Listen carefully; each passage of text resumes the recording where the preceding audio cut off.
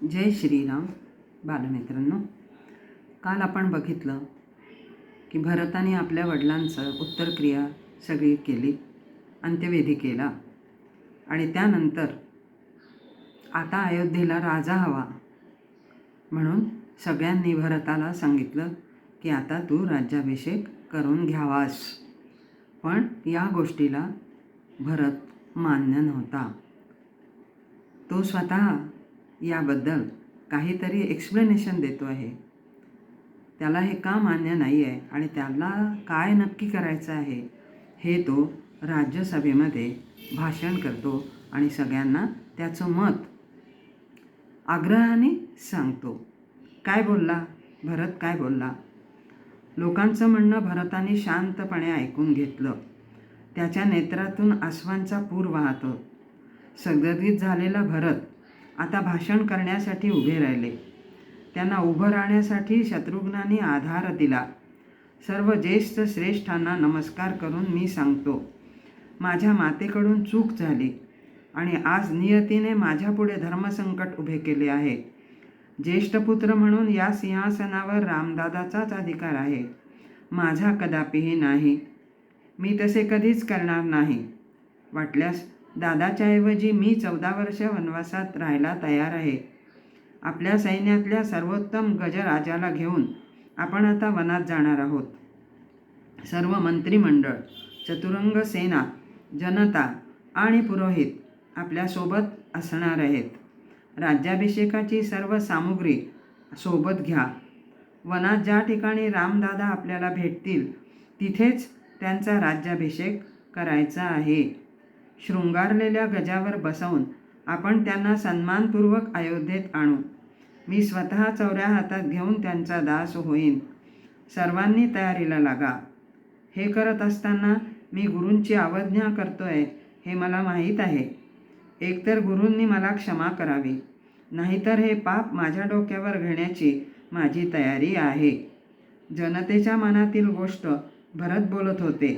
जनतेने आनंदाने भरताचा जय जयकार केला. सगळे वनात जायला निघाले. अयोध्येतील प्रशासन. वनात कोणी जायचं यावरून घराघरात भांडणं सुरू झाली. सगळ्यांनाच वनात जायचं होतं.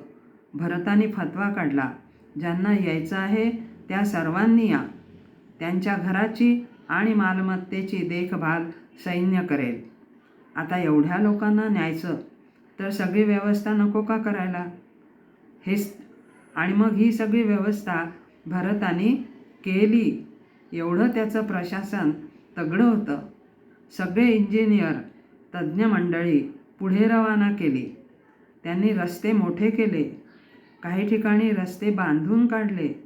वाटेत नद्या नाले होते, त्यावर पूल बांधले.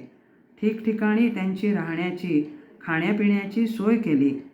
काही वेळा वाटेत येणारे वृक्ष तोडावे लागले तर त्यातील जे महत्त्वाचे वृक्ष होते ते तसेच्या तसे उपटून दुसरीकडे लावले. म्हणजे त्यावेळचे तंत्रज्ञान एवढे प्रगत होते.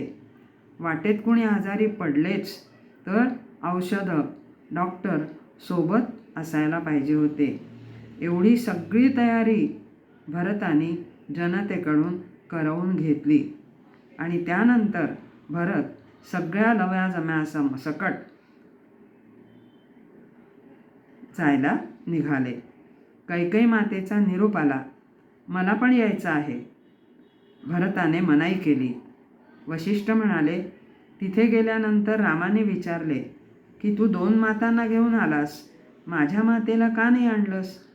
तर तू काय उत्तर देशील?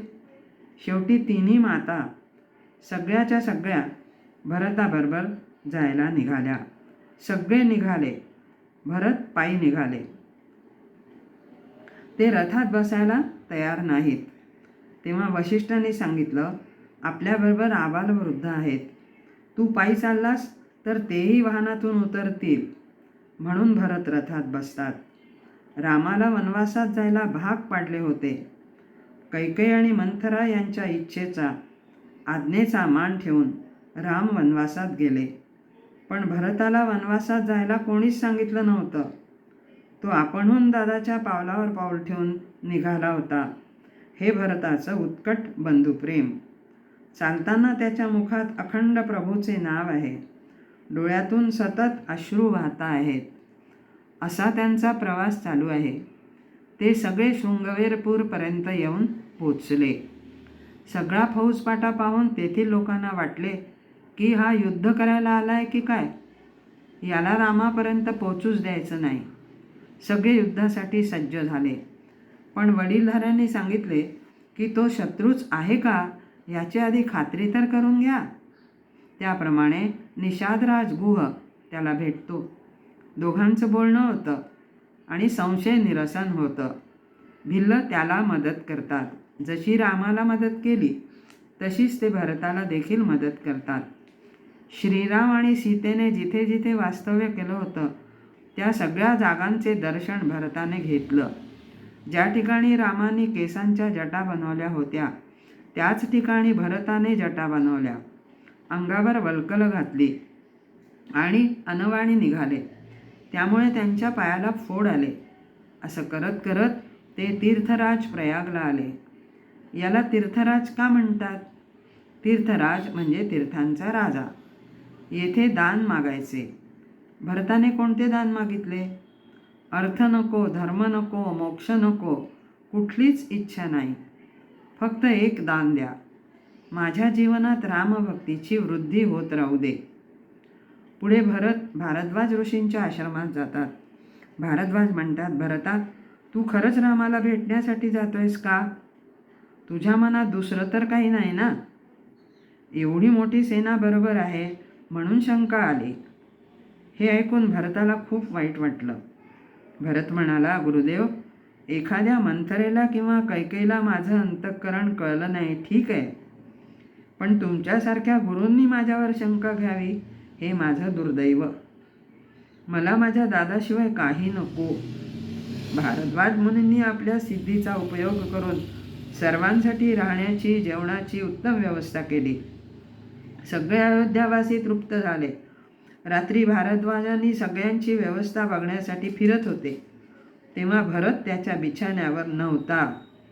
त्याला शोधले तेव्हा तो एका झाडाच्या पारावर बसून अश्रू ढाळत होता.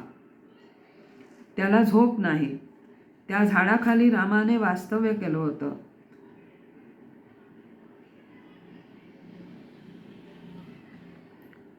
भारद्वाजांनी दुरून त्याला बघितलं, नमस्कार केला आणि दुसऱ्या दिवशी निरोपाच्या वेळी ते म्हणाले, भरता, यापुढे तू मला नमस्कार करायचा नाही. माझी ती लायकी नाही. माझं काही पुण्य होतं म्हणून तुझ्यासारख्या देवभक्ताचं दर्शन झालं. तुझ्यामुळे माझा आश्रम पवित्र झाला. आता भरत वाल्मिकींच्या आश्रमात आला. चित्रकूट जवळ यायला लागलं होतं. तसा भरत अधीर झाला. गुह, सुमंत्र, शत्रुघ्न यांच्यावर जनतेची जबाबदारी सोपवून भरत झपाझप एकटाच पुढे निघाला. चित्रकूट चढायला प्रारंभ केला आणि गडबड झाली. काय झालं बरं? रानामध्ये सगळे पशु पक्षी एकदम कलकल कलकल कलकल करायला लागले. काहीतरी विपरीत घडत होतं. म्हणून ते पाहण्यासाठी लक्ष्मण एका झाडावर चढला. त्यांना भरत आपल्या सैन्यासह येत आहे असं समजलं. ते झाडावरून उतरले. आपल्या कुटीत जातात. सगळी शस्त्र गोळा करतात. चिलखत घालतात. राम हे सगळं पाहून विचारतात, लक्ष्मणा, हे काय चाललंय? युद्धाची तयारी कोणाशी? तो कैकेयीपुत्र भरत, महाराज, आपल्यावर चालून येत आहे. राज्य घेतलं, आता आपला काटा काढण्यासाठी येतोय. तो येताना आपल्या मर्जीने आला, पण चित्रकूटातून त्याला परत जाता येणार नाही. मी तसं होऊ देणार नाही. रामांना लक्ष्मणाचा राग येतो. ते म्हणतात, आधी शस्त्र खाली टाक. आपल्या भावाबद्दल असं बोलतात. भरत असं कधीच करणार नाही. आजोळाहून आल्यानंतर भरताला सगळं कळलं असेल. आईबाबांची समजूत घालून तो मला परत न्यायला आला असणार. तो स्वतः गादीवर कधीच बसणार नाही. लक्ष्मण म्हणतो, तुम्ही भोळे आहात. आपल्या साध्या स्वभावामुळे हातात आलेलं राज्य गमावलं. आता तो तुमचा वैरी येतो आहे राज्यावर बसल्यानंतर तुमचा वध करण्यासाठी. तरी तुम्ही शांतच. लक्ष्मण खूप संतापलेला आहे. भरताबद्दल त्याच्या मनात शंका आहे. पण राम भरताचं अंतःकरण जाणून आहे. राम लक्ष्मणाचा अपमान करतात. काय सारखं सारखं राज्य राज्य राज्य, तुला राज्य हवं आहे का?